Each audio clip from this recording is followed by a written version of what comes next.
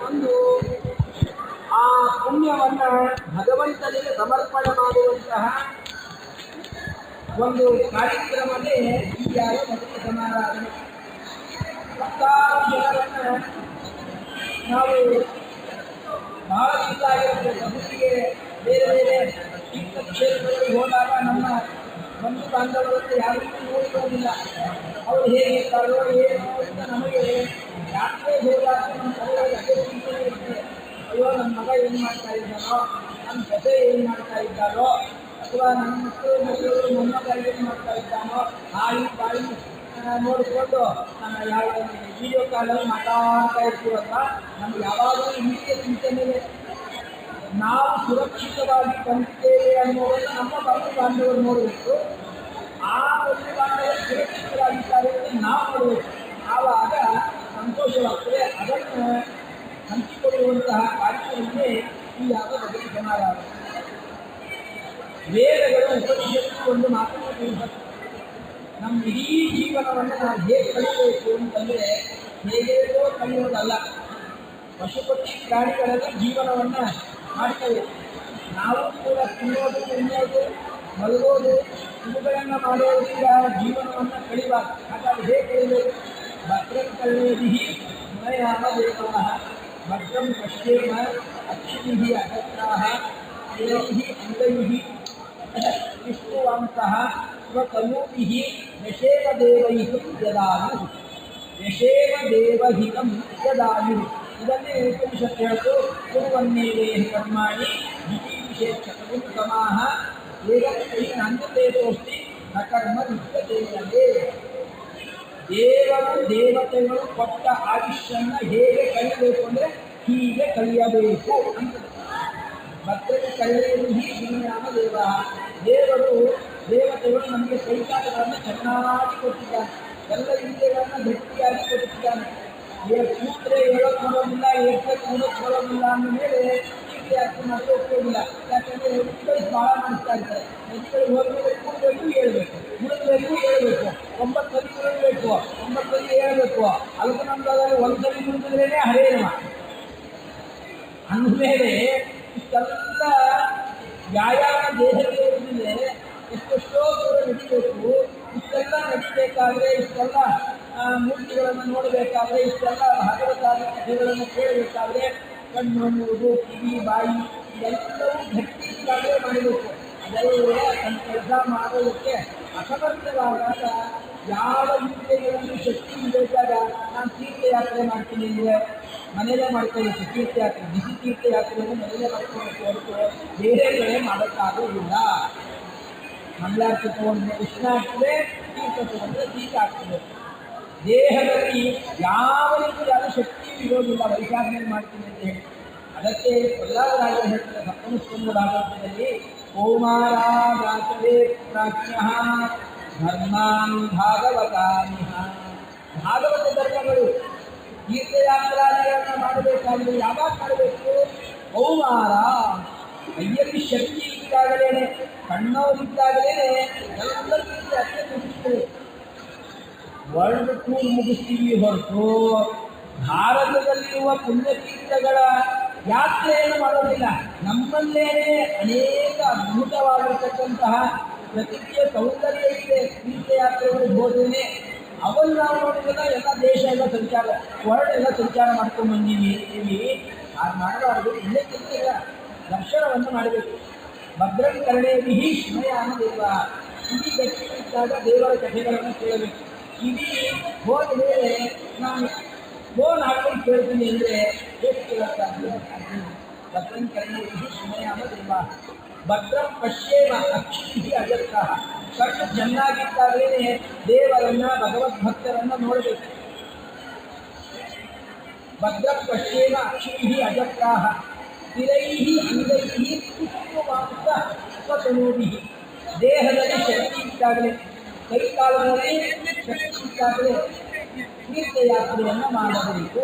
ಶಾಸ್ತ್ರದ ಸಂಗಡ ಯಾತ್ರೆಯನ್ನು ಚರಿಸಿ ಇದಾತ್ಮಕ ಫಲವಿಂದ ಬಾಳುವುದಕ್ಕೆ ಅಂತಾರೆ. ಜೀವನದಲ್ಲಿ ನಾವು ಬದುಕಿದ್ದೇವೆ, ನಮ್ಮ ಜೀವನ ಸಾರ್ಥಕವಾಯಿತು ಅಂತ ಯಾವಾಗ ತಿಳ್ಕೊಳ್ಬೇಕು ಅಂತಂದರೆ ನಾವು ಭಗವದ್ಭಕ್ತರ ಜೊತೆಗೆ ತೀರ್ಥಯಾತ್ರೆಯನ್ನು ಮಾಡಬೇಕು. ನೋಡಿ, ನಾವಷ್ಟೇ ಮಾಡಿದ್ರೆ ಅದು ಪಿಕ್ನಿಕ್, ನಾವಷ್ಟೇ ಮಾಡಿದ್ರೆ ಅದು ಪಿಕ್ನಿಕ್.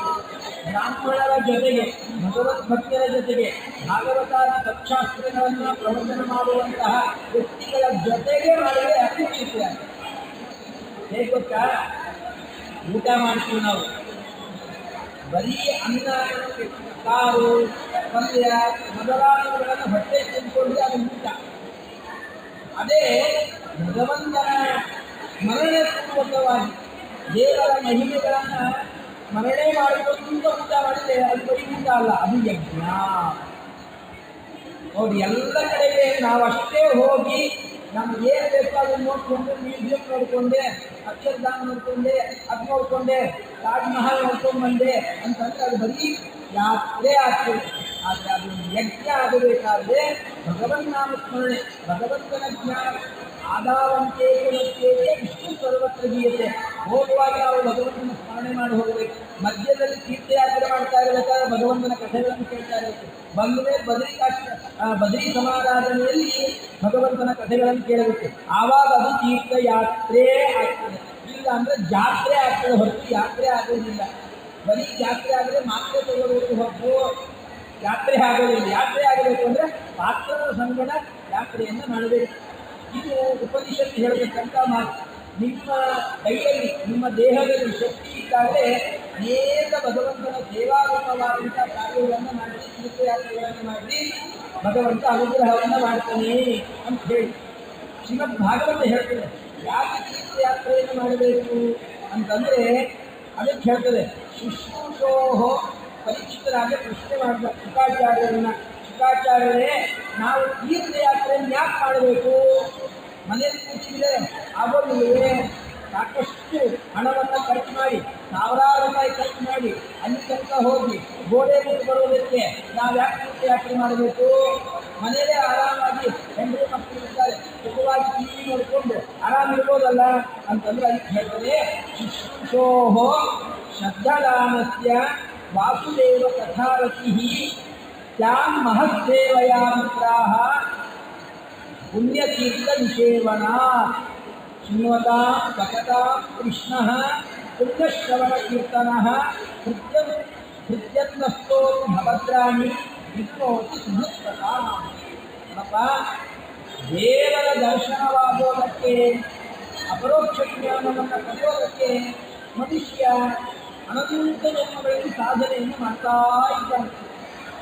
ಎಷ್ಟು ಜನ್ಮಗಳಲ್ಲಿ ಸಾಧನೆ ಮಾಡಿದರೂ ಕೂಡ ದೇವರ ದರ್ಶನ ನಮಗಾಗಿಲ್ಲ. ಹಾಗಾದರೆ ನಮ್ಮ ಗುರಿ ಏನಿದೆ? ದೇವರನ್ನು ಕಾಣಬೇಕು.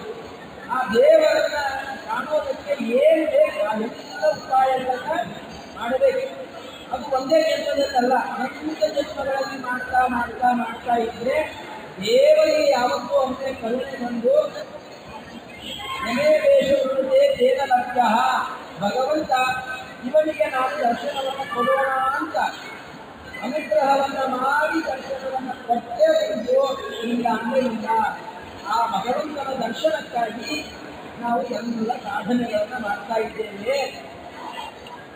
ಆ ಭಗವಂತನ ದರ್ಶನ ಆಗಬೇಕಾದರೆ ಆ ಭಗವಂತನನ್ನು ಉಪಾಸನ ಮಾಡಬೇಕು, ದೇವರನ್ನು ತಿಳಿಬೇಕು, ದೇವರ ಗುಣಗಳನ್ನು ತಿಳಿಬೇಕು. ಆ ದೇವರ ಗುಣಗಳು ನಮ್ಗೆ ಹೇಗೆ ಸಿಗ್ತದೆ? ದೊಡ್ಡವರಿಂದ ತಿಳಿಯುತ್ತದೆ, ಜ್ಞಾನಿಗಳಿಂದ ತಿಳಿಯುತ್ತದೆ. ಜ್ಞಾನಿಗಳು ಸಿಗ್ತಾರೆ ಅಲ್ಲ, ಜ್ಞಾನಿಗಳು ಉಪದೇಶ ಮಾಡ್ತಾರೆ. ನಾವು ಪುಕ್ಕಟ್ಟೆ ಬರೀ ಆಗ್ತಾರೆ, ಒಂದು ಕಾಗದ ಹೇಳ್ತಾರೆ ಇಲ್ಲ. ಹಾಗಾಗಿ ಏನು ಮಾಡಬೇಕು? ಅವರ ಸೇವೆಯನ್ನು ಮಾಡಬೇಕು. ಸೇವೆ ಮಾಡಬೇಕಾದ್ರೆ ಅವ್ರಿಗೆಲ್ಲ ಸಿಗ್ತಾರೆ, ಎಲ್ಲರೂ ಸಿಗೋದಿಲ್ಲ. ಬೆಂಗಳೂರು ಲಾಲ್ಬಾಗ್ ಸಿಗ್ತಾರ, ಸಿಗೋದಿಲ್ಲ. ವಾಕಿಂಗ್ ಗಾಡಿ ಬೇರೆ ಬೇರೆ ಬರ್ತಾರೆ, ಜ್ಞಾನಿಗಳು ಬರೋದಿಲ್ಲ. ಹಾಗಾಗಿ ಏನು ಸಿಗ್ತಾರೆ? ಅವರೆಲ್ಲ ಪುಣ್ಯತೀರ್ಥಗಳಲ್ಲಿ ಇರ್ತಾರೆ. ಜ್ಞಾನಿಗಳು ಎಲ್ಲಿರ್ತಾರೆ? ಭಗವಂತನ ಸನ್ನಿಧಾನದಲ್ಲಿ ವಿಶೇಷವಾಗಿ ಇರಬೇಕು. ಗಂಗಾ, ಸಿಂಧು, ಸರಸ್ವತಿ ಮೊದಲಾದಂತಹ ಪುಣ್ಯತೀರ್ಥಗಳು ಎಲ್ಲಿ ಹರಿದೆಯೋ ಅಲ್ಲಿ ಜ್ಞಾನಿಗಳು ಆ ತೀರ್ಥದಲ್ಲಿ ಸ್ನಾನಾದಿಗಳನ್ನು, ಜಪ ತಪಾನುಷ್ಠಾನಗಳನ್ನು ಮಾಡೋದಕ್ಕಾಗಿ ಅಲ್ಲಿಗೆ ಬಂದಿರ್ತಾರೆ. ನೀವು ಕೂಡ ಅಲ್ಲಿಗೆ ಹೋಗಿ ಆ ಜ್ಞಾನಿಗಳ ಸೇವಾದಿಗಳನ್ನು ಮಾಡಿ ಭಗವಂತನ ಜ್ಞಾನವನ್ನು ಪಡೆದುಕೊಂಡು ಆ ಭಗವಂತನನ್ನ ಧ್ಯಾನ ಮಾಡಿ ಆ ಭಗವಂತನ ಅನುಗ್ರಹವನ್ನು ಪಡೆಯಬೇಕು. ಅದಕ್ಕಾಗಿ ತೀರ್ಥಯಾತ್ರೆಗಳ ಯಾತ್ರೆಯಿಂದ ಮಾಡಬೇಕು. ತೀರ್ಥಗಳ ಯಾತ್ರೆಯನ್ನು ತೀರ್ಥಯಾತ್ರೆಯನ್ನು ಯಾಕೆ ಮಾಡಬೇಕು ಅಂದರೆ ಇದಕ್ಕಾಗಿ ಮಾಡಬೇಕು ಅಂತ. ಶುಶ್ರೂಷೋಃ ಶಬ್ದಗಾನಸ್ಯ ವಾಸುದೇವ ಕಥಾರತಿ ಮಹತ್ಸೇವಯಾರುತ್ತಾಃ ಪುಣ್ಯತೀರ್ಥ ನಿಷೇವನ. ಮೊದಲಿಗೆ ಮೋಕ್ಷವನ್ನು ಪಡೆಯೋದಕ್ಕೆ ಮೊದಲನೇ ಮೆಟ್ಟಲು ಯಾವುದು ಅಂತಂದರೆ ಅದು ಪುಣ್ಯತೀರ್ಥಗಳ ಯಾತ್ರೆ. ತೀರ್ಥಯಾತ್ರೆಗಳನ್ನು ಮಾಡೋದಿದೆಯಲ್ಲ, ಇದು ಮೋಕ್ಷಕ್ಕೆ ಮೊದಲನೇ ಮೆಟ್ಟಲು. ನಾವು ಒಮ್ಮಿಗೆ ಪಾಠ ಪ್ರವಚನ ಮಾಡಿಕೊಂಡ್ರಿ, ನಾವು ಸುಧಾ ಪಾಠ ಮಾಡ್ತೀವಿ, ಹುಡುಗಾರ್ದು ಅಲ್ಲ, ಮೊಟ್ಟ ಮೊದಲಿಗೆ 15ನೇ ಮೆಟ್ಟಲನ್ನು ಹತ್ತಿಕೊಂಡು ಒಂದೊಂದೇ ಮೆಟ್ಟಲುಗಳನ್ನು ಹತ್ಕೊಂಡು ಹೋಗಬೇಕು. ಹಾಗೆ ಭಗವಂತನ ಅನುಗ್ರಹಕ್ಕೆ ಮೊದಲನೇ ಮೆಟ್ಟಲು ಅಂತಂದರೆ ಅದು ಪುಣ್ಯತೀರ್ಥ ನಿಷೇವನ. ತೀರ್ಥಯಾತ್ರೆಗಳನ್ನು ಮಾಡಬೇಕು. ಭಕ್ತಿಯುಕ್ತ ತೀರ್ಥಯಾತ್ರೆಗಳನ್ನು ಮಾಡ್ತಾ ಇರೋದಕ್ಕೆ ನಮಗೆ ಲಾಭ ಆಗ್ತದೆ ಅಂದರೆ ಮಹಾತ್ಮರ ಜ್ಞಾನಿಗಳ ಸಮಾಗಮ ಆಗ್ತದೆ, ಅವರ ಭೇಟಿ ಆಗ್ತದೆ. ಆ ಮಹಾತ್ಮರೇನಿದ್ದಾರಲ್ಲ ಅವರು ಸುಮ್ಮನೆ ಇರೋದೇ ಇಲ್ಲ. ಅವರು ಯಾವಾಗಲೂ ಭಗವಂತನ ಕಥೆಗಳನ್ನೇ ಹೇಳ್ತಾ ಇರ್ತಾರೆ, ಕೇಳ್ತಾ ಇರ್ತಾರೆ. ಸಜ್ಜನರ ಸಹವಾಸವನ್ನು ಮಾಡಿದರೆ ಅದರಿಂದ ನಮಗೆ ಲಾಭವೇ ಜಾಸ್ತಿ. ದುರ್ಜನರ ಸಹವಾಸವನ್ನು ಮಾಡಿದರೆ ಅದರಿಂದ ನಮಗೆ ನಷ್ಟವೇ ಜಾಸ್ತಿ. ಅದರಿಂದ ಸಜ್ಜನರ ಸಹವಾಸ ಮಾಡಬೇಕು, ಜ್ಞಾನಿಗಳ ಸಹವಾಸವನ್ನು ಮಾಡಬೇಕು. ಸಜ್ಜನರು ಯಾವಾಗಲೂ ಭಗವಂತನ ಕಥೆಗಳನ್ನೇ ಹೇಳ್ತಾ ಇರ್ತಾರೆ, ದೇವರ ಕಥೆಗಳನ್ನೇ ಹೇಳ್ತಾ ಇರ್ತಾರೆ. ಅಂತಹ ಜ್ಞಾನಿಗಳ ಸಹವಾಸವಾಗ್ತದೆ ತೀರ್ಥಗಳಲ್ಲಿ. ಸರಿ, ಆ ಸಹವಾಸವನ್ನು ಮಾಡೋದಕ್ಕೆ ಏನಾಯಿತು? ಮಹತ್ಸೇವಯ, ಅಂತಹ ಜ್ಞಾನಿಗಳನ್ನು ಸೇವಾ ಮಾಡೋದ್ರಿಂದ ನಮಗೂ ಕೂಡ ಅಲ್ಪ ಸ್ವಲ್ಪ ಎಲ್ಲಿ ಶ್ರದ್ಧಾ ಬರ್ತದೆ, ದೇವರಿದ್ದಾನೆ, ಸ್ವರ್ಗ ಇದೆ, ನರಕ ಇದೆ, ಪಾಪ ಇದೆ, ಪುಣ್ಯ ಇದೆ, ನಾವು ಕೂಡ ಭಗವಂತನ ಕಥೆಗಳನ್ನು ಕೇಳಬೇಕು ಅನ್ನೋದರಲ್ಲಿ ಏನು ಬರ್ತದೆ? ಶ್ರದ್ಧಾ ಬರ್ತದೆ, ಆಸಕ್ತಿ ಬರ್ತದೆ. ಆಮೇಲೆ ಶುಶ್ರೂಷೋಹೋ, ಆ ಜ್ಞಾನಿಗಳ ಸೇವಾವನ್ನು ಮಾಡಬೇಕು. ಹೇಗೆ ಮಾಡಬೇಕು? ಅವ್ರ ಬಟ್ಟೆ ಒಪ್ಪಿರಬೇಕು, ಅವರಿಗೆ ಹಾಸ್ಯ ಹಾಕಿರಬೇಕು, ಅವರು ಏನು ಹೇಳ್ತಾರೋ ಅದಕ್ಕೆ ಸೇವೆಯನ್ನು ಮಾಡಿ ಆ ಜ್ಞಾನಿಗಳು ನಮ್ಮ ಮೇಲೆ ಅನುಗ್ರಹೋತ್ತರಾಗಿ ಆಗುವಂತೆ ಅವರ ಸೇವೆಯನ್ನು ಮಾಡಿ ಆದಮೇಲೆ ವಾಸುದೇವ ಕಥಾಂತಿ, ಭಗವಂತನ ಕಥೆಗಳನ್ನು ಕೇಳೋದ್ರಲ್ಲಿಯೇ ಅವರಿಗೆ ಆಸಕ್ತಿ ಹುಟ್ಟುತ್ತದೆ. ಆಸಕ್ತಿ ಹುಟ್ಟಿ ಆ ಮನುಷ್ಯರನ್ನು ಬೆಳ್ಕೊಂಡು ಬರೋದಿಲ್ಲಪ್ಪ, ಪ್ರವಚನ ನಡೀತಾ ಇದೆ, ಪ್ರವಚನ ಅಲ್ರಿ ಇಂಡಿಯಾ ವರ್ಸಸ್ ಪಾಕಿಸ್ತಾನ ಮ್ಯಾಚ್ ನಡೆದಿದೆ, ನೋಡಿ ಬರ್ರಿ, ಚೆನ್ನಾಗಿದೆ, ಬರೋದಿಲ್ಲ ಅಂತಂತೆ. ಯಾವಾಗ ಭಗವಂತನ ಕಥಾದಲ್ಲಿ ಯಾವಾಗ ಅವನಿಗೆ ಆಸಕ್ತಿ ಇರ್ತದೆ ಆವಾಗ ದೇವರ ಕಥೆಯನ್ನು ಬಿಟ್ಟು ಬೇರೆ ಯಾವುದನ್ನು ಕೇಳೋದಕ್ಕೆ ಅನುಮತಿಲ್ಲ. ಹೀಗೆ ಭಗವಂತನ ಕಥೆಯನ್ನು ಕೇಳ್ತಾ ಕೇಳ್ತಾ ಕೇಳ್ತಾ ಕೇಳ್ತಾ ಆ ಭಗವಂತನಲ್ಲಿಯೇ ತನ್ಮಯನಾಗಿ ಆ ಭಗವಂತನ ಉಪಾಸನೆಯನ್ನು ಮಾಡ್ತಾ ಮಾಡ್ತಾ ಶೃಣ್ವತಾಂ ಪ್ರಕಟಾಂ ಕೃಷ್ಣ ಪುಣ್ಯ ಶ್ರವಣ ಕೀರ್ತನ. ಭಗವಂತನ ಅನುಗ್ರಹ ಯಾಕಾಗಿದೆ? ಮನಸ್ಸಿನಲ್ಲಿ ಇರತಕ್ಕಂಥ ರಾಮ, ಕ್ರೋಧ, ಲೋಭ, ಮೋಹ ಅಕ್ಷರಗಳನ್ನು ಹೋಗಿ ಅಂತಃಕರಣ ಶುದ್ಧವಾಗ್ತದೆ. ಈ ತೀರ್ಥಯಾತ್ರೆಗಳನ್ನೆಲ್ಲ ಯಾಕೆ ಮಾಡೋದು? ಅಂತಃಕರಣದ ಶುದ್ಧಿಗಾಗಿ. ಗಂಗಾ ತೀರ್ಥಗಳಲ್ಲಿ ಸ್ನಾನವನ್ನು ಯಾಕೆ ಮಾಡೋದು? ಅಂತಃಕರಣ ಶುದ್ಧಿಗಾಗಿ. ಮನಸ್ಸನ್ನು ಸ್ವಚ್ಛ ಮಾಡಿಕೊಂಡು ಭಗವಂತನ ಧ್ಯಾನವನ್ನು ಮಾಡಿದರೆ ಆ ಭಗವಂತ ಅನುಗ್ರಹವನ್ನು ಮಾಡಿ ದರ್ಶನವನ್ನು ಕೊಟ್ಟು ಅವನನ್ನು ಸಂಸಾರದಿಂದ ಮುಕ್ತವನ್ನಾಗಿ ಮಾಡ್ತಾನೆ. ಅದಕ್ಕಾಗಿ ಗಂಗಾ ತೀರ್ಥಗಳಲ್ಲಿ ಮಾಡೋದಕ್ಕಾಗಿ ತೀರ್ಥಯಾತ್ರೆಯನ್ನು ಮಾಡಬೇಕು ಅಂತ ಭಾಗವತ ಹೇಳುತ್ತದೆ.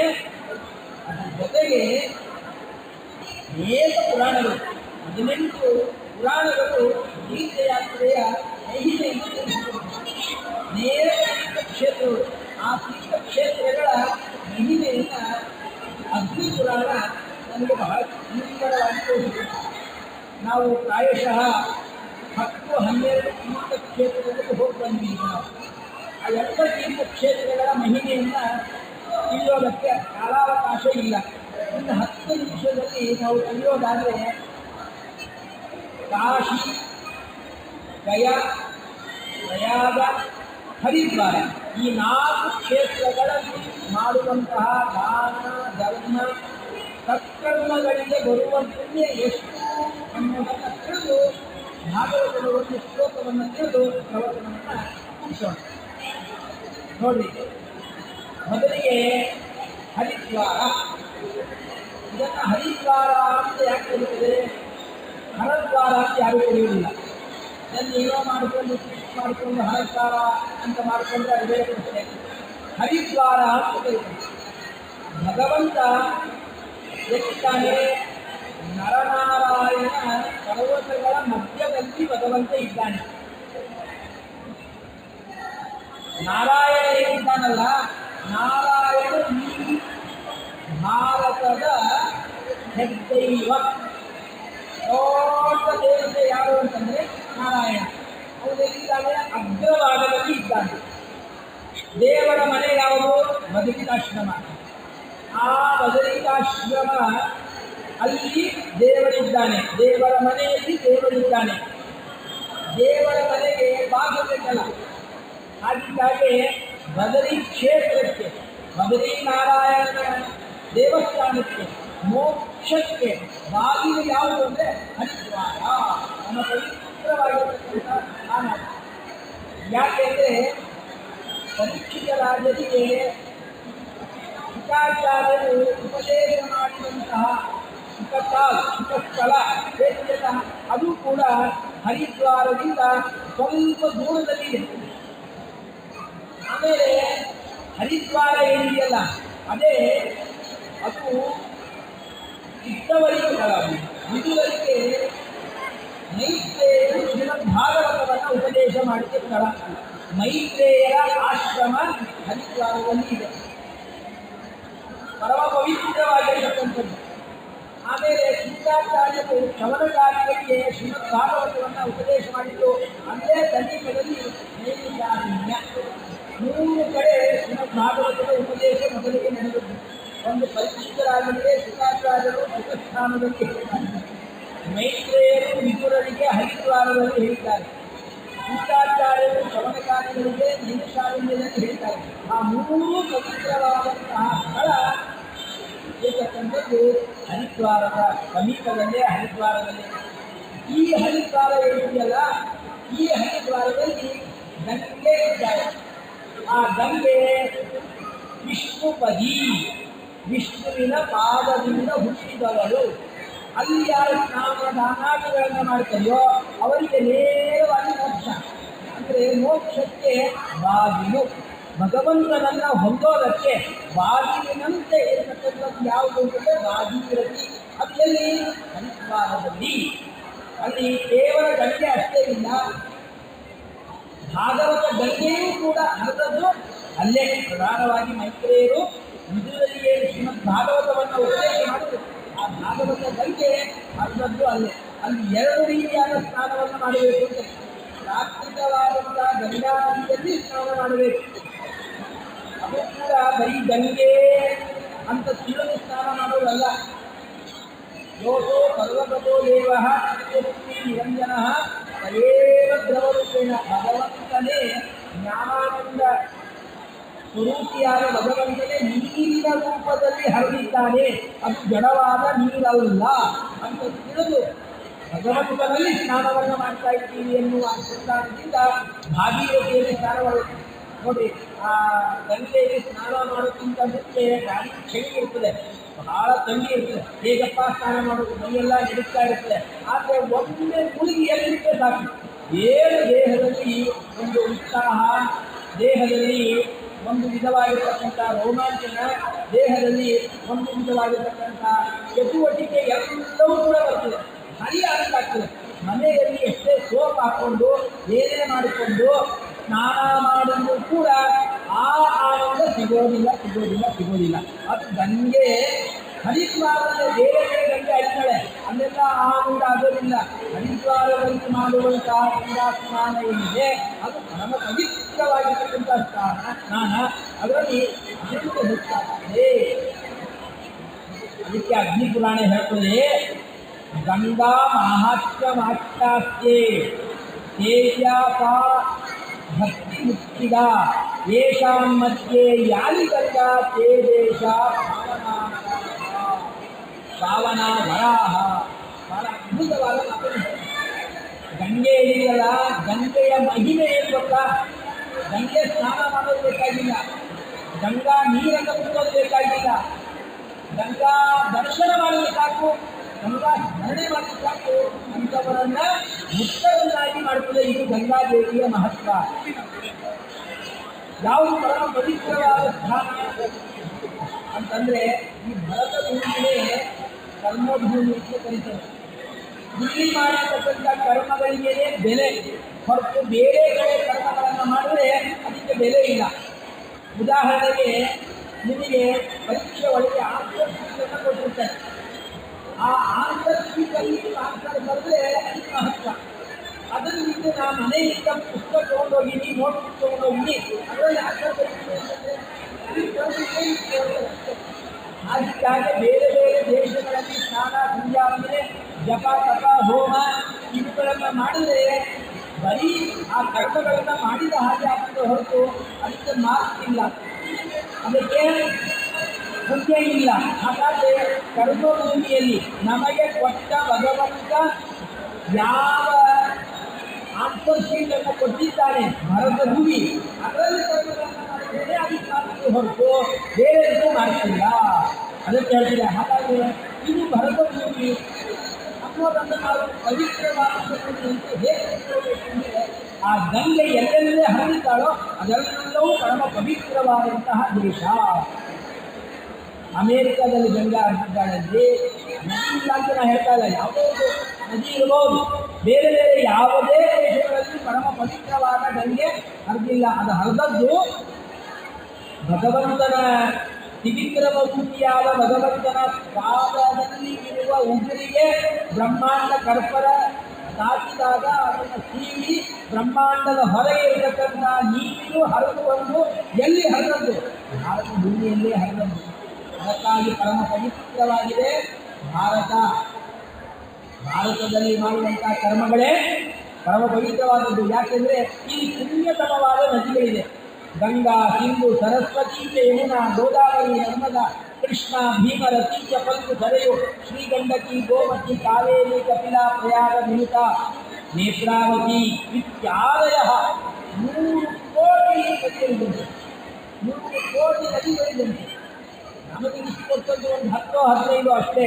3 ಕೋಟಿ ಪುಣ್ಯತಮವಾದಂತಹ ನೀರುಗಳು, ತೀರ್ಥಗಳಿವೆ.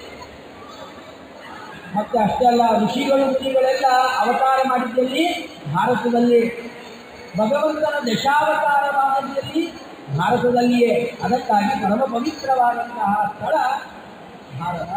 ಭಾರತದಲ್ಲಿರ್ತಕ್ಕಂಥ ಕ್ಷೇತ್ರಗಳನ್ನು ಇಡೀ ಜೀವನದಲ್ಲಿ ಒಮ್ಮೆ ಆಗಲಿ ಕಾಲವಾಗಿ ಹೋಗಬೇಕು, ಆಗಿಲ್ಲ ಅಂದರೆ ಒಮ್ಮೆನಾಗಿ ಹೋಗಬೇಕು ಅಂತ. ತತ್ ಪಥಂ ಯಾಚಿತೆ ಘೋರಂ ಸುಖಜಾನಿ ಅಲಂಕೃತಾ ವೈಷ್ಣವಾಯೇತು ಕುರ್ವಂತು ತೀರ್ಥಯಾತ್ರಾಂ ಜಿತೇಂದ್ರಿಯನಾಗಿ ಅಲ್ಲಿ ಹೋಗಿ ನಾನು ತಿನ್ನಬೇಕು ಅಂತ ಆಸೆ ಇರಬಾರ್ದು. ತೀರ್ಥಯಾತ್ರೆಗಳು ಹೋದಾಗ ಪಿಕ್ನಿಕ್ ಹೋದರೆ ಏನು ಬೇಕಾದ್ರೆ ತೊಗೊಂಡೋಗಿ ಏನು ಬೇಕಾದ್ರೆ ತಿಂದ್ರೆ ನಡೀತದೆ. ಆದರೆ ತೀರ್ಥಯಾತ್ರೆಗೆ ಹೋದಾಗ ಅದು ತಿನ್ನಬೇಕು ಇದು ತಿನ್ನಬೇಕು, ನಮಗೆ ಬೇಕಿದ್ದೇನೆ ನಿದ್ದೆ ಬರ್ತದೆ, ಯಾವುದೇ ನಿದ್ದೆ ಬರೋದಿಲ್ಲ, ಅದೆಲ್ಲ ಇಲ್ಲ. ಏನು ಸಿಗತ್ತೆ ಅದರಲ್ಲಿ ಸುಖವಾಗಿರಬೇಕು. ಜಿತೇಂದ್ರಿಯನಾಗಿ ಯಾವ ವೈಷ್ಣವನಾಗಿ ವಿಷ್ಣು ಭಕ್ತನಾಗಿ ತೀರ್ಥಯಾತ್ರೆಯನ್ನು ಮಾಡ್ಕೊಂಡು ಅವನಿಗೇನು ಫಲ ಅಂತಂದರೆ ಅವನ್ನ ಕಳ್ಕೊಂಡು ಹೋಗೋದಕ್ಕೆ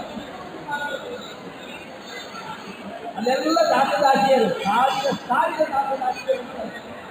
ನೀನು ತೀರ್ಥಯಾತ್ರೆಯನ್ನು ಮಾಡಿಯಪ್ಪ, ಪುಣ್ಯವನ್ನು ಸಂಪಾದನೆ ಮಾಡಿದ್ವಿ, ಅದಕ್ಕಾಗಿ ನಿನ್ನನ್ನು ನಾವು ವಿಷ್ಣು ಲೋಕಕ್ಕೆ ಕರ್ಕೊಂಡು ಹೋಗ್ತಿದ್ದೇವೆ ಅಂತ ಹೇಳಿ ದೇವತೆಗಳೆಲ್ಲ ಹಸ್ತರಾಗವನ್ನು ಕೊಟ್ಟು ಕೈಕೊಂಡು ಒಳ್ಳೆ ಸಿಂಹಾಸನದಲ್ಲಿ ಕೂಡಿಸಿ ಮರ್ಯಾದೆ ಮಾಡಿಕೊಂಡು ಬ್ಯಾಟ್ನ ಜನ್ಮಲ್ಲಿ ಬಾರಿಸಿಕೊಂಡು ಮೆರವಣಿಗೆಯಿಂದ ಮಾಡಬಹುದು. ಏನೋ ಡಕೋಟಾ ಗಾಡಿ ಕರ್ಕೊಂಡು ಹೋದ್ರೆ ಏನ್ರಿ ಮಾಡೋದು? ಟ್ರೈನಲ್ಲಿ ಹೋಗ್ಬೇಕಾದ್ರೆ ಆ ಟ್ರೈನಲ್ಲಿ ನೀರು ಇರ್ತದೆ, ನೀರು ಇರ್ತದೆ, ಎಲ್ಲ ಇರ್ತದೆ. ಅಂತ ಇದರಲ್ಲಿ ಏನು ಮಾಡಬೇಕು ಅಂತಂದ್ರೆ ಅಂತ ಹೇಳ್ತಾರೆ, ಸಪ್ತ ಹಾಟಕ ಸಂಕಾಶೈ ವಿಮಾನೈ ಯಾಂತ್ರಿಕೆ.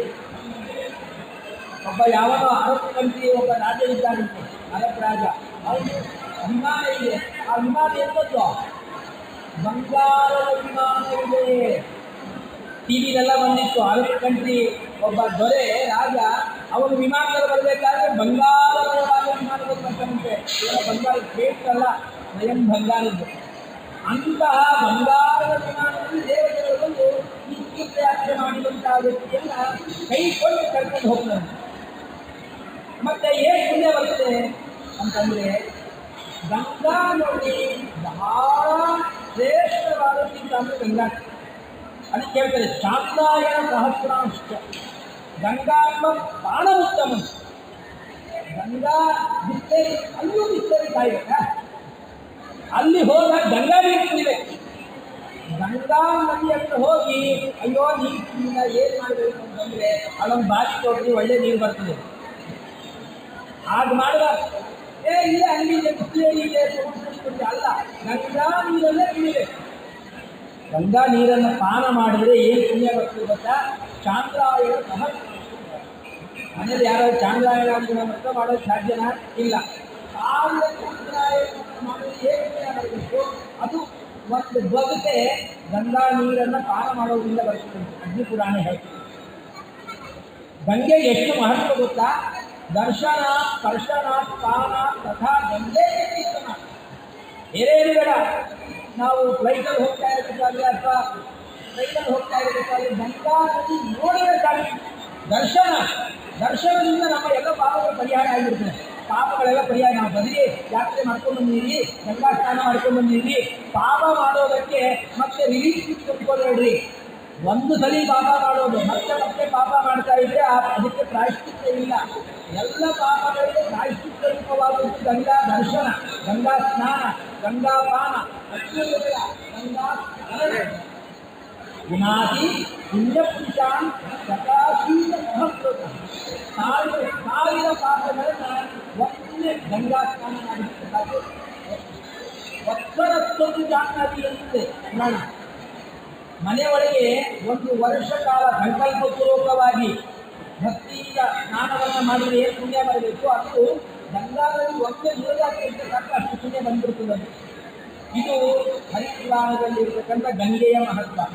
ಇದು ಪ್ರಯಾಗ ಅಂತೂ ಅದ್ಭುತ ಹೇಳ್ತಾರೆ. ಪ್ರಯಾಗೇ ಸಂಗತೆ ದಾನಂ ಶ್ರಾದ್ದಂ ಜಪ್ಯಾದಿ ಸಾಕ್ಷಯಂ. ಗಂಗಾ ಪ್ರಯಾಗ ಸಂಗಮದಲ್ಲಿ ಗಂಗಾ, ಯಮುನಾ, ಸರಸ್ವತಿ ಯುಕ್ತಗಾಮಿನಿಯಾಗಿದ್ದಾಳೆ. ಗಂಗಾ ಯಮುನೆ ಎಷ್ಟು ಚೆನ್ನಾಗಿ ಕಾಣಿಸುತ್ತೆ ಅಂತಂದರೆ, ಯಮುನಾ ಕಪ್ಪಿದ್ದಾಳೆ, ಗಂಗಾ ಶುಭ್ರವಾಗಿದ್ದಾಳೆ. ಎಲ್ಲರ ಸಂಗಮ. ಆ ಸಂಗಮದಲ್ಲಿ ಸರಸ್ವತಿ ಸಂಗಮ. ಅಲ್ಲಿ ಸ್ನಾನ ಮಾಡಿದ್ರೆ ಯಾವಾಗ ಸ್ನಾನ ಮಾಡೋದು? ವಿಕಾಸತೆ ಎಷ್ಟ ಸಂಕತೆ ತತ್ರಾಪ್ಯುತಾಸಹ ದಿವಮುತ್ಪತಂತಿ. ದೇವತೆಗಳನ್ನು ಮೇಲಿನ ದೈ ಹುಡುಕ್ತಾರೆ. ಬರೋದಲ್ಲ, ವಾಕಿಂಗ್ ಮಾಡ್ಕೊಂಡು ಬರೋದಲ್ಲ. ದೇವತೆಗಳು ಅಕಸ್ಮಾತ್ ಯಾರು ಸಂಗಮದಲ್ಲಿ ಸ್ನಾನ ಮಾಡಿರ್ತಾರೆ, ನಮಗೆ ಜಾಗ ಸಿಕ್ಕಿಲ್ಲ, ಏನು ಮಾಡೋದು? ನಡ್ಕೊಂಡು ಹೋದಾಗ ಹೇಳಿ ಅಲ್ಲಿಂದ ಆ ಗಂಗಾ ತುಂಡು ಸರಸ್ವತಿ, ಗಂಗಾ ಯಮುನಾ ಸರಸ್ವತಿ ಸಂಗಮ ಇರ್ತಲ್ಲ, ಅಲ್ಲಿ ಸ್ನಾನ ಮಾಡಬೇಕು. ದೇವತೆಗಳು ಸುದಿಗಾಲಕ್ಕಿರ್ತಾರೆ. ಅಂತ ಗಂಗಾ ಯಮುನಾ ಸಂಗಮದಲ್ಲಿ ನಾವೆಲ್ಲರೂ ಕೂಡ ಸ್ನಾನವನ್ನು ಮಾಡಿದ್ವಿ. ದಯಾಗೆ ಸಂಗತೆ ದಾನ. ಆ ಸಂಘದಲ್ಲಿ ಆ ಸಂಗಮ ಏನಾಗ್ತದೆ, ಆ ಸ್ಥಳದಲ್ಲಿ ದಾನ ಮಾಡಿ. ಶ್ರಾದ್ದಂ ಶ್ರದ್ಧೆಯ ಶ್ರಾದ್ದಂ. ಏನು ಸಿಗೋದು ಇಲ್ಲ. ಗದ್ದೆ ಸಿಕ್ಕುತ್ತಿಲ್ಲ, ಎಳೆ ಸಿಕ್ಕೋದಿಲ್ಲ. ಇದೀವಲ್ಲ, ಅಕ್ಕಿಯಲ್ಲಿ ಸಿಕ್ಕದ ದೊನ್ನೆ ಸಿಗೋದಿಲ್ಲ. ಹೀಗೆಲ್ಲ ಆಗ್ತದೆ. ದೇವತೆಗಳು ಆ ಪದಾರ್ಥಗಳಿಂದ ಭಕ್ತಿಯಿಂದ ದೇವತೆಗಳ ಕಾರ್ಯವನ್ನು ಯಾರು ಮಾಡ್ತಾರೆ, ಜಪಾತ್ಗಳನ್ನು ಯಾರು ಮಾಡ್ತಾರೆ, ದೇವ ಪೂಜಾಗಳನ್ನು ಯಾರು ಮಾಡ್ತಾರೆ,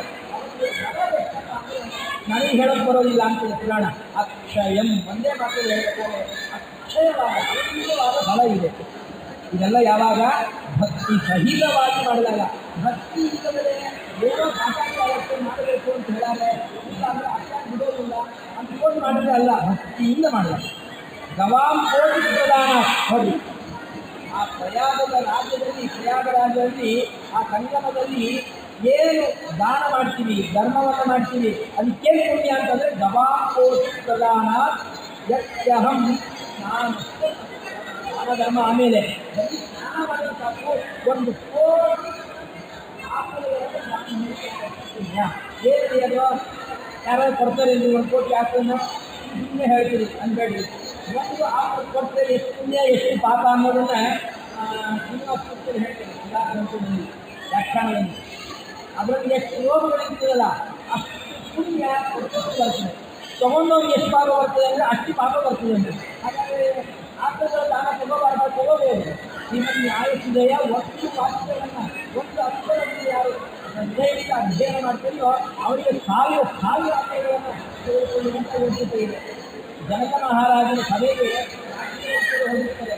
ಅವರು ಜನಕ ಮಹಾರಾಜ ಹೇಳ್ತಾನೆ 10,000 ಆಕಳ ದಾನ ಕೊಡ್ತೀನಿ ಯಾರು ತಗೊಂತೀರೋ ಹೇಳ್ರಿ ಅಂತೇಳಿ. ಅವಾಗ ಯಾಕೆ ಹೇಳ್ತಾರೆ ನಿಮ್ಮಲ್ಲಿ ಅಧಿಕಾರ ಏನಿದೆ, ನಮ್ಮಲ್ಲಿ ಬ್ರಹ್ಮಜ್ಞಾನ ಇದೆ, ಬ್ರಹ್ಮಜ್ಞಾನ ಉಪದೇಶವನ್ನು ಮಾಡ್ತೀನಿ ಅಂತೇಳಿ ಜನಕರಾಜನಿಗೆ ಬ್ರಹ್ಮಜ್ಞಾನವನ್ನು ಉಪದೇಶ ಮಾಡಿ 10,000 ಆಕಳಗಳನ್ನು ತೆಗೆದುಕೊಳ್ತಾನೆ. ಅಂದಮೇಲೆ ಆ ಒಂದು ಆಕಳ ದಾನ ಮಾಡಿದರೆ ಮಹಾಪುಣ್ಯ. ಕೋಟಿ ಆಕಳಗಳನ್ನು ದಾನ ಮಾಡಿದರೆ ಏನು ಪುಣ್ಯ ಬರಬೇಕು? ಸತ್ಪಾತ್ರನಾದ ಬ್ರಾಹ್ಮಣರಿಗೆ ಅಷ್ಟು ಪುಣ್ಯವನ್ನು ಆ ಪುಣ್ಯವನ್ನು ಸಂಪಾದನೆ ಮಾಡಿದ್ದಾರೆ. ಮತ್ತಷ್ಟೇ ಅಲ್ಲದೆ ನೋಡಿ, ಗಂಗಾದ್ವಾರೆ ಹರಿದ್ವಾರದಲ್ಲಿರ್ತಕ್ಕಂಥ ಗಂಗೆ, ಪ್ರಯಾಗದಲ್ಲಿ ಸಂಗಮದಲ್ಲಿರ್ತಕ್ಕಂಥ ಗಂಗೆ, ಗಂಗಾ ಸಾಗರ ಸಂಗಮೆ. ಇನ್ನು 5 ನಿಮಿಷ ಮುಗಿತು, 5 ನಿಮಿಷ. ಗಂಗಾ ಸಾಗರ ಸಂಗಮೆ, ಗಂಗಾ ಸಾಗರ ಸಂಗಮ ಏನಿದೆಯಲ್ಲ ಅತ್ರ ದಾನಾಧಿಪಂ ಯಾತಿ ಅದೇನೋ ಜಾಯ. ಅಲ್ಲಿ ಸ್ನಾನಾದಿಗಳನ್ನು ಮಾಡಿದರೆ ಅವ್ನು ನೇರವಾಗಿ ನಾನ್ ಸ್ಟಾಪ್ ಅಲ್ಲ, ಹೋಗ್ತಿದ್ದೆ ಹೋಗ್ತಾನೆ. ಅಷ್ಟೇ ಅಲ್ಲ, ಮುಂದಿನ ಜನ್ಮದಲ್ಲಿ ಆದೇಶ ಜಾಯತೆಯ ಅತ್ಮಕ ಈ ಭಾರತದಲ್ಲಿ ಚಕ್ರವರ್ತಿಯಾಗಿ ರಾಜನಾಗಿ ಹುಟ್ಟನಂತೆ. ಹರಿದ್ವಾರ, ಪ್ರಯಾಗ, ಗಂಗಾ ಸಾಗರ ಸಂಗಮದಲ್ಲಿ ಒಮ್ಮೆ ಸ್ನಾನ ಮಾಡಿದವರಿಗೆ ಏನಾದರೂ ಮುಂದೆ ರಾಜನಾಗಬೇಕು ಅಥವಾ ಪ್ರಧಾನಿಯಾಗಬೇಕು ಅಂತ ಏನಾದರೂ ಅಪೇಕ್ಷೆ ಇದ್ದರೆ ಕಾಶಿ, ಆಮೇಲೆ ಬಂದದ್ದು ಕಾಶಿ, ವಾರಾಣಸಿ ಪರಮತೀರ್ಥಂ ಗೌರೇ ಮಹೇಶ್ವರ. ವಾರಾಣಸಿ ತೀರ್ಥಕ್ಷೇತ್ರದ ಮಹಿಳೆಯಿಂದ ರುದ್ರದೇವರೇ ನಾವು ಮಾಡ್ಕೊಂಡಿವಿ ಅಲ್ಲ. ರುದ್ರದೇವರು ಹೇಳ್ತಾರೆ ಈ ವಾರಾಣಸಿ ಅಂದರೆ ಹೇಳಿದ್ದೀನಿ, ಈ ಅಮುಕ್ತ ಕ್ಷೇತ್ರ ಅಂದರೆ ಇದಕ್ಕೆ ಭಕ್ತಿ ಮುಕ್ತಿ ಪ್ರದ ಪುಣ್ಯ ವಸತಾಂ ಉನ್ನತಾಂ ಹರಿ. ಯಾರು ಈ ವಾರಾಣಸಿ ಕ್ಷೇತ್ರದಲ್ಲಿ ವಾಸ ಮಾಡ್ತಾರೆಯೋ ಅಥವಾ ಭಗವಂತನನ್ನ ಧ್ಯಾನ ಮಾಡ್ತಾರೆಯೋ, ರುದ್ರಾಂತರ್ಯಾಮಿಯಾದ ಯಾರು ಉಪಾಸನೆ ಮಾಡ್ತಾರೆ ಅವರಿಗೆ ಭಕ್ತಿ ಮುಕ್ತಿ ಎರಡನ್ನೂ ಕೊಡುವಂಥ ಕ್ಷೇತ್ರ ಕಾಶಿ. ಕಾಶಿ ಒಳಗೆ ನೀವು ಹೋದಾಗ ಮೊಸರು ತಿನ್ನೋದು ಮಾತ್ರ ಮರಿಬೇಡಿ. ಮೊಸರು ಬಹಳ ಚೆನ್ನಾಗಿ ಸಿಗುತ್ತೆ, ನಾವೆಲ್ಲ ತಿಂದ್ವಿ ಅಲ್ಲಿ ಮೊಸರು. ನಾವಲ್ಲಿ ಬಾಬು ಮಠ ಇದೆ, ಉತ್ತರಾಳಿ ಮಠ ಇದೆ. ಆ ಉತ್ತರಾಳಿ ಮಠದ ಪಕ್ಕದಲ್ಲೇ ಬಾಬು ಆಚಾರ್ಯ ಮನೆ ಇದೆ, ಪಕ್ಕದಲ್ಲೇ ಮೊಸರು ಸಿಗತ್ತೆ, ಭಾಳ ಚೆನ್ನಾಗಿರುತ್ತೆ, ತಿಂದು ಬರ್ರಿ. ಬರೀ ಮೊಸರಷ್ಟೇ ತಿನ್ನೋದಲ್ಲ, ರುದ್ರದೇವರನ್ನು ನೋಡಿ ತದಂತರ್ಯಾಮಿಯಾದ ಭಗವಂತನನ್ನು ಧ್ಯಾನ ಮಾಡಿ ಬರಬೇಕು. ಅತ್ತ ಸ್ನಾನಂ ಜಪಃ ಹೋಮಃ ಮರಣಂ ದೇವತಾರ್ಚನಂ ಶ್ರಾದ್ದಂ ದಾನಂ ನಿವಾಸಶ್ಚ ಯಜ್ಞಸ್ಯಾತ್ ಭಕ್ತಿ ಮುಕ್ತಿ. ಅಲ್ಲಿ ದೇವರ ಭಕ್ತಿ ಮೋಕ್ಷ ಸಿಗೋದು ಗಟ್ಟಿ. ಸ್ನಾನ ಜಪ ಹೋಮ ಮರಣ, ಅದಕ್ಕೆ ಕಾಶಿ ಮರಣ ಮುಕ್ತಿ ಹೇಳ್ತಾರೆ. ಪ್ರಯಾಗ ಕಾಶಿಯಲ್ಲಿ ಮೃತನಾಗಿ ಅದಕ್ಕೆ ಶಿವರಾಜ್ಯ ಹೇಳ್ತಾರೆ ಮೋಕ್ಷ ಸಿಗೋದಿಲ್ಲ. ಮೋಕ್ಷಕ್ಕೆ ಬೇಕಾದಂತಹ ಅಪರೋಕ್ಷ ಜ್ಞಾನಕ್ಕೆ ಏನು ಸಾಧನ ಆಗಬೇಕು, ಆ ಸಾಧನ ಆಗ್ತದೆ, ಅಂತಃಕರಣ ಶುದ್ಧಿ ಆಗ್ತದೆ ಅಂತ ಹೇಳಿ ಕೊನೆಗೆ ದಯ ಏನಿದೆಯಲ್ಲ ಅದು ಅದ್ಭುತವಾದ ಕ್ಷೇತ್ರ. ಒಂದು ಮಾತು ಹೇಳ್ತಾರೆ ಅಗ್ನಿ ಪುರಾಣ, ದಯಾದಲ್ಲಿ ಇರತಕ್ಕಂಥ ಕಲ್ಪನೆ ಏನಿದೆಯಲ್ಲ ಅದು ನಮ್ಮ ಕಣ್ಣು ಕಾಣಿಸೋದಿಲ್ಲ, ಅದು ದುಃಖದಾನಿನೇ ಆಗಿದೆ. ಅಲ್ಲೆಲ್ಲೇ ಸ್ವಲ್ಪ ನೀರುಗಳು ಇದೆ, ಇಲ್ಲ ಅನ್ನೋದಿಲ್ಲ. ಆ ಕಲ್ಪನೆ ನದಿಯಲ್ಲಿ ಎಷ್ಟು ತೀರ್ಥಗಳಿದೆ ಅಂತಂದರೆ ಭೂಮಿ ಮೇಲೆ ಎಷ್ಟು ತೀರ್ಥಗಳಿದೆಯೋ ಅಷ್ಟೂ ತೀರ್ಥಗಳು, ಅಷ್ಟೂ ನದಿಗಳ ಸನ್ನಿಧಾನ ಫಲ್ಗುಣಿ ನದಿ. ಆ ಫಲ್ಗುಣಿ ನದಿಯಲ್ಲಿ ಒಮ್ಮೆ ಸ್ನಾನ ಮಾಡಿದ ಸಾಕು. ಯಜಿಷ್ಠಿ ಮಹಾರಾಜ ಸರ್ವತೀರ್ಥಾವತಾರ ಎಲ್ಲ ತೀರ್ಥಗಳಲ್ಲಿ ಸ್ನಾನ ಮಾಡಲಿ ಪುಣ್ಯ ಬರಬೇಕು. ಆ ಪುಣ್ಯ ಫಲ್ಗುನಿ ನದಿಯಲ್ಲಿ ಸ್ನಾನ ಮಾಡಿದ್ರೆ ಪುಣ್ಯ ಬರ್ತದೆ. ಅಲ್ಲಿ ಶ್ರಾದ್ದಾದಿಗಳನ್ನು ಮಾಡಬೇಕು. ವಿಷ್ಣು ಪಾದದ ಮೇಲೆ ಸ್ನಾನ ಮಾಡಬೇಕು. ಜೀವಕೋ ವಾಕ್ಯಕರಣ ಪ್ರತ್ಯಬ್ಧಂ ಭೂರಿಭೋಜನ ಗಯಾಯಾಮ್ ಪಿಂಡದಾನ. ದಯೆಯಲ್ಲಿ ಮೊದಲೇ ಪಿಂಡ ಪ್ರದಾನವನ್ನು ಮಾಡಿ ಮತಪತ್ರದಲ್ಲಿ ಶ್ರಾದ್ದವನ್ನು ಮಾಡಿ ಬರಬೇಕು. ಇದು ಪುತ್ರನ ಕರ್ತವ್ಯ. ಇದನ್ನು ಮಾಡಿ ಎಲ್ಲ ನಾವು ಇದೇ ರೀತಿಯಾಗಿ ಕಾಶಿಯಿಂದ ಗಯಾದಿಂದ ಮತ್ತೆ ಕಾಶಿಯಿಂದ ಅಯೋಧ್ಯದಿಂದ ದಿಲ್ಲಿಯಿಂದ ಮಥುರಾ, ಗೋವರ್ಧನ ಪರ್ವತವನ್ನು ಪ್ರದಕ್ಷಿಣೆ ಹಾಕಬೇಕು. ನಾವೇನು ಮಾಡಿದ್ವಿ, ಆಟೋದಲ್ಲಿ ಹೋದ್ವಿ. ಮಧ್ಯಾಹ್ನ ಬೆಂಕಿ ನಮಗೆ ಬೇಕಾಯಿತು. ಅಷ್ಟು ಬಿಸಿಲು. ಆ ಗೋವರ್ಧನ 22 ಕಿಲೋಮೀಟರ್ ಇದೆ ಗೋವರ್ಧನ ಪರ್ವತ. ಆ ಪರ್ವತದ ಪ್ರದಕ್ಷಿಣೆ ಅನಂತರದಲ್ಲಿ ಅಲ್ಲಿಂದ